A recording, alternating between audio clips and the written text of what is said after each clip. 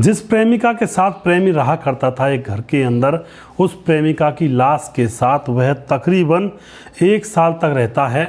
और फिर दोस्तों उसके बाद उससे प्यार करने के लिए वह उसके पास भी आया करता है। और अगर एक छोटी सी गलती ना होती तो यह राज दफन होकर रह जाता, किसी को इसके बारे में पता भी नहीं चलता। यानी कि प्रेमिका के मरने के बाद भी उसकी लाश को फ्रिज में रखे हुए था और उससे लगातार प्यार किया करता था। लेकिन दोस्तों एक छोटी सी गलती के कारण यह पूरा राज खुल जाता है और यह बहुत ही भयानक प्लानिंग थी। जब इसका राज खुलता है तो लोग भी दांतों तले उंगलियां दबाकर रह जाते हैं। क्या तो मामला था, कौन यह शख्स था, कौन इसकी प्रेमिका थी जिसकी लाश को यह फ्रिज में रखे हुए था, पूरी जानकारी यहाँ पर लेने वाले हैं। वीडियो को अंत तक जरूर देखिएगा। नमस्कार, मैं हूँ सुदेश कुमार और तिरछीवा चैनल में आपका स्वागत है।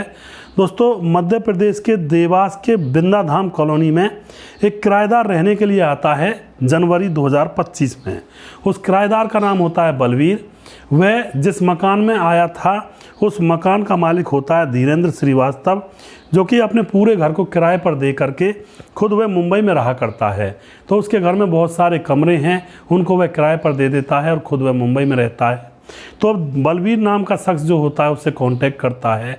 तो बलवीर जब कांटेक्ट करता है कि भाई मुझे किराए पर मकान चाहिए, कमरा चाहिए, तो जो धीरेन्द्र श्रीवास्तव होता है मुंबई से बोलता है कि मेरे घर में एक कमरा खाली तो है, लेकिन उसमें कुछ दिनों पहले एक शख्स रहा करता था, अब वह उसका सामान पड़ा हुआ है और वह उस सामान का ही किराया दे रहा है। तुम ऐसा करो, उसी कमरे को खोल लो, सामान एक साइड में रखा रहेगा और तुम उस कमरे में रह लेना, उसका सामान भी रखा रहेगा। तो दोस्तों अब यहाँ पर क्या होता है, बलवीर उस कमरे के सामने जाता है, उस पर ताला लगा हुआ था। उस ताले को वह तोड़ता है जैसा कि मकान मालिक ने कहा था। ताले को तोड़ने के बाद उस घर के अंदर घुसता है तो उस घर के अंदर एक फ्रिज रखा हुआ था जो कि चालू परिस्थिति में था, यानी कि उसमें कोई रहा तो करता नहीं था, फ्रिज चलाया हुआ था। तो जो नया किराएदार होता है जिसका नाम बलवीर था, वह सोचता है कि कैसा किराएदार रहा होगा, अपने फ्रिज को चलता हुआ छोड़ गया। फ्रिज का जो प्लग होता है उसको निकाल देता है, फ्रिज को बंद कर देता है और उसके बाद वह अपना सामान भरने में लग जाता है। सुबह से शाम होती है और जैसे ही शाम होती है तो उस कमरे में से बहुत बुरी दुर्गंध आने लगती है। और अब वह जो नया किराएदार था वह सोचता है कि ये बदबू कहाँ से आ रही है। उसके बाद पूरे कमरे में देखता है कहीं कोई चूहा तो नहीं मर गया, लेकिन जैसे ही वह फ्रिज के पास जाता है तो फ्रिज में से बहुत बुरी दुर्गंध आ रही थी और अब वह उस फ्रिज को खोल कर देखता है। जैसे ही उस फ्रिज को वह खोलता है तो उसमें से एक लड़की की लाश ज़मीन पर धड़ाम से गिर जाती है।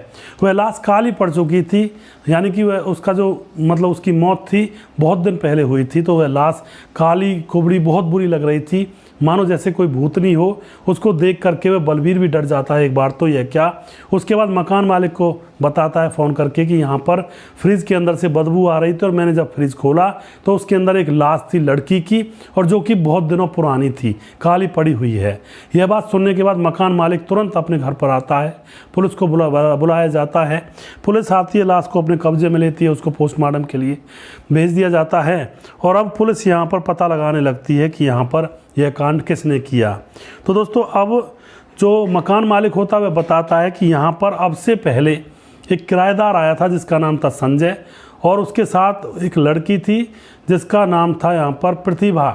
ये दोनों यहाँ पर रहा करते थे लिविंग रिलेशनशिप में। और उसके बाद जो मकान मालिक होता है वह बताता है कि अचानक मार्च में जो प्रतिभा होती है वह गायब हो जाती है। तो आस पड़ोस के लोगों ने पूछा भी कि भाई प्रतिभा कहाँ गई है, तो संजय बताता है कि वह अपने मायके चली गई है। तो दोस्तों शहर के अंदर ज़्यादा किसी को कोई मतलब तो रहता नहीं है, ठीक है, गई होगी। उसके बाद दोस्तों जो संजय होता है वह अपने मकान को खाली कर गया, यानी कि उसको मकान को खाली करने की कहता है और उज्जैन में चला जाता है। अब तो यहाँ पर जो पुलिस होती है संजय का कॉल डिटेल्स वगैरह उसकी लोकेशन ढूंढ करके अब वह उसको उज्जैन से ही पकड़ लेती है। उज्जैन में ही वह रहा करता था, वहीं पर उसका घर था। अब संजय को जब पकड़ा जाता है उज्जैन से तो पता चलता है कि वह तो पहले से ही शादीशुदा था और यह जो लड़की थी यह प्रतिभा, यह तो उसकी पड़ोसन थी और यह तलाकशुदा थी, उसके पड़ोस में रहा करती थी। तो वह संजय जो होता है वह राज खोलता है। 5 साल पहले जो प्रतिभा होती है पड़ोस में रहा करती है वह तलाकशुदा थी, उसे देखने लगता है, नैन मटक्का होते हैं और उसके बाद इन दोनों को प्यार हो जाता है। प्रतिभा जो थी उस पति से दूर रहा करती थी तो उसको भी कोई सहारा चाहिए था, तो वह संजय के साथ नैन मटक्का करने लगती है और ये दोनों छुप छुप करके संबंध बनाने लगते हैं। अब तो दोनों जब संबंध बनाने लगते हैं तो यह सोचते हैं किसी को पता ना चल जाए। संजय अब अपनी प्रेमिका प्रतिभा को लेकर के देवास किराए पर आ जाता है और यहाँ पर एक किराए का मकान लेकर उसमें दोनों ये पति पत्नी की तरह रहने लगते हैं। क्योंकि दोस्तों संजय प्रतिभा को पैसे भी काफ़ी दिया करता। संजय प्राइवेट जॉब में काम करता था, यानी प्राइवेट जॉब लगी हुई थी और प्राइवेट जॉब भी देवास के आसपास लगी हुई थी। तो संजय ने सोचा कि मैं अपनी प्रेमिका को देवास के आसपास ही ले जाकर रहने लगूंगा और पति पत्नी की तरह हम दोनों रहेंगे, मज़े लूटेंगे आराम से, घर वालों को पता नहीं चलेगा। घर से कह दिया करूंगा कि भाई मैं अब वहीं पर किराए का मकान लेकर रहता हूँ, जिससे कि पैसे बच जाएँ, आने जाने का खर्चा बच जाए। इसी तरह से अब संजय अपनी प्रेमिका को जो पड़ोस में रहा करती थी प्रतिभा, उसको लेकर के देवास पहुँच जाता है। वहाँ पर एक कमरा किराए पर लिया जाता है, उसके अंदर ये दोनों पति पत्नी की तरह रहने लगते हैं। अब दोस्तों इसी तरह से इन दोनों का यह मामला 5 साल तक चलता रहता है। इधर जो प्रतिभा थी वह अपने घर वालों से लड़ाई कर चुकी थी, उनको थोड़ी भनक लग गई थी, तो वह कहते थे कि तुम वहाँ क्या कर रही हो। लेकिन प्रतिभा उनसे लड़ जाती है और कहती है कि मेरी ज़िंदगी मैं जैसे चाहूँ वैसे जीऊँगी। अब तो 5 साल तक ये मामला चलता रहता है। तो अब जो प्रतिभा होती है वह शादी की जिद पर अड़ जाती है कि मुझे तुमसे शादी करनी है। लेकिन संजय तो उसके साथ मौज मस्ती कर रहा था, बस उसको तो शादी करनी ही नहीं थी।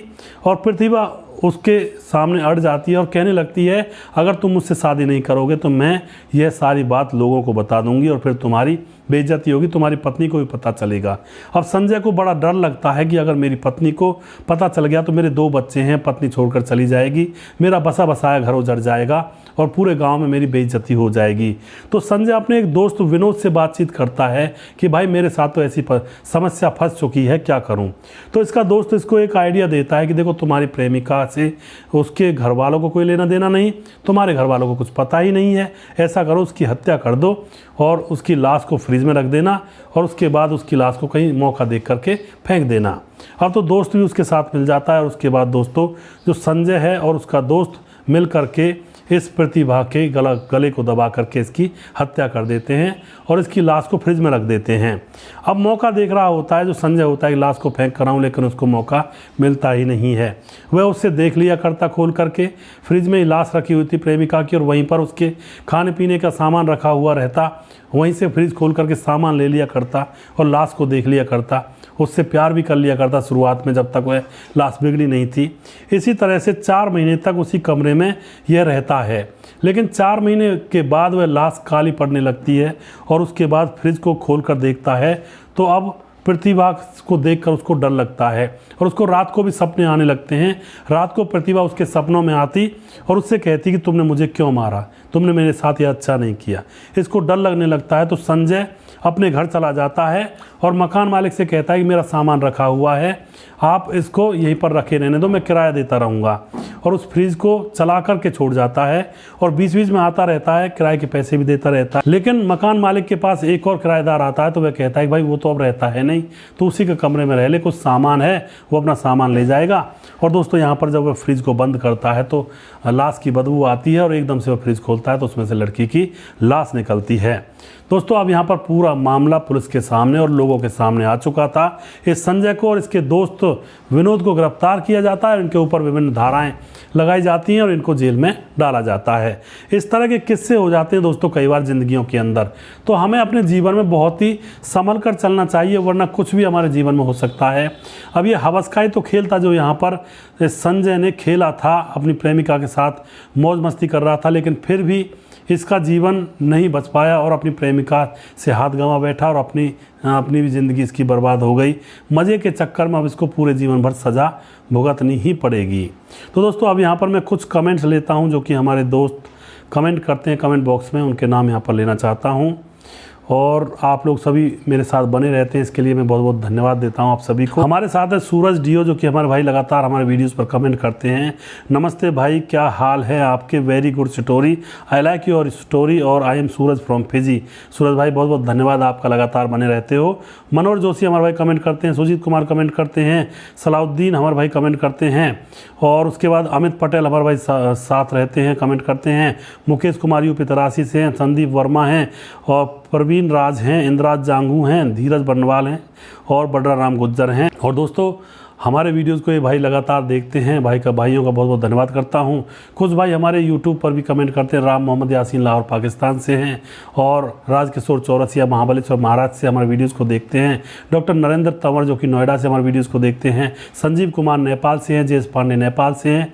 और उसके बाद हमारे साथ राधेश्याम शर्मा सिरसी जयपुर राजस्थान से हमारे वीडियोज़ को लगातार देखते हैं। सभी भाइयों को मैं दिल से सपोर्ट करने के लिए दिल से धन्यवाद देता हूं।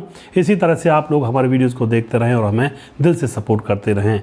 अगला वीडियो बहुत जल्दी फिर से लेकर आऊँगा आप लोगों के समक्ष। तब तक आप खुश रहें, सावधान रहें। जय हिंद, जय भारत।